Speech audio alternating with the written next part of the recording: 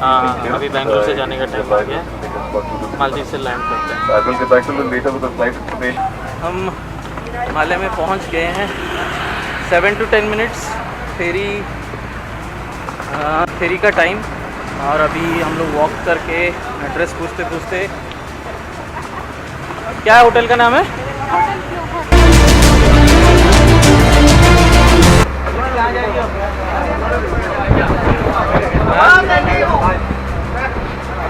तो फेरी में बैठ चुके हैं। अभी टाइम हो रहा है 1:30। अयान और हम पहुंच गए हैं पुलिदो आइसलैंड।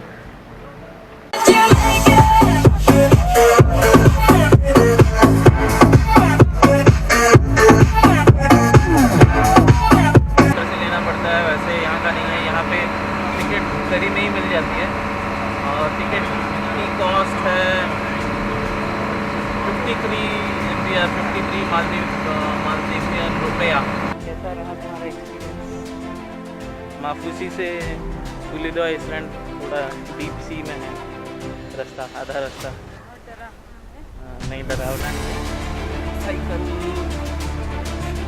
ये है साइकिल। और अभी टाइम हो रहा है 7:30।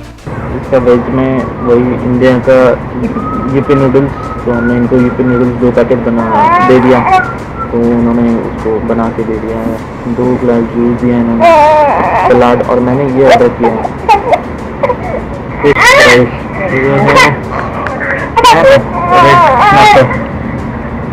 बदमाशी कर रहा है